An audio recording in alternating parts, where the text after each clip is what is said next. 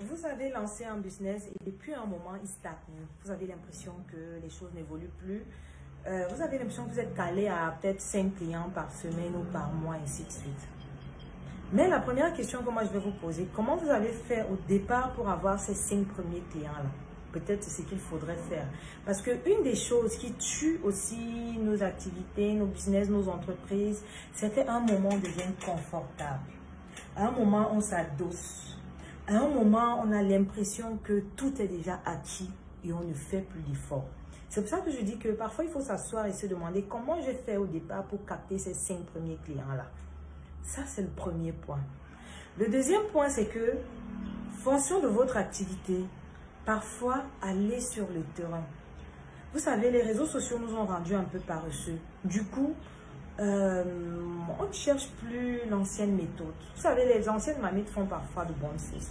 Et parfois, il faut se tourner un peu pour se demander, ok, si là, tout de suite, je perds ma connexion Internet ou alors WhatsApp et Facebook bug pour, je sais pas, 2 semaines, qu'est-ce que je fais?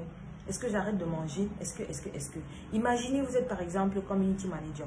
Vous pouvez descendre dans les marchés, vous pouvez descendre... Oui, vous descendez dans les marchés, vous allez dans les boutiques, vous rencontrez les vendeurs, vous leur expliquez que, écoutez, moi, voici ce que je fais, voici ce qu'on appelle un community manager, voici ce que je suis capable de t'apporter, voici.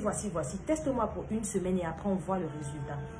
Je côtoie beaucoup de ces vendeurs-là qui ont de grandes boutiques dans les marchés, mais qui ne sont même pas au courant de ce que vous appelez les réseaux sociaux là. Et toi, ton business peut-être, c'est de travailler la visibilité des gens sur les réseaux sociaux, mais tu te contentes d'Internet pour publier et dire aux gens que, hey, venez me donner. Parfois, ce sont les très bons clients qui sont assis dans les marchés et qui ne connaissent même pas comment ça fonctionne, qui ne savent même pas qu'il y a un potentiel là-bas. Vous allez les rencontrer. Parfois, vous vendez les chaussures, vous êtes sur Internet, ok, il n'y a pas de problème. Mais quand il y a des rencontres des femmes, ou alors aller dans des bureaux, bref, travaillez tous les jours vos stratégies en vous disant que votre vente d'aujourd'hui, là, votre entreprise dépend d'elle. Mais lorsqu'on est confortable, un moment on s'oublie, on attend juste que le téléphone sonne. Ça veut dire que vous êtes en train de donner tout le pouvoir de votre entreprise aux quelques clients que vous avez. Et là, ça devient très dangereux. Ok?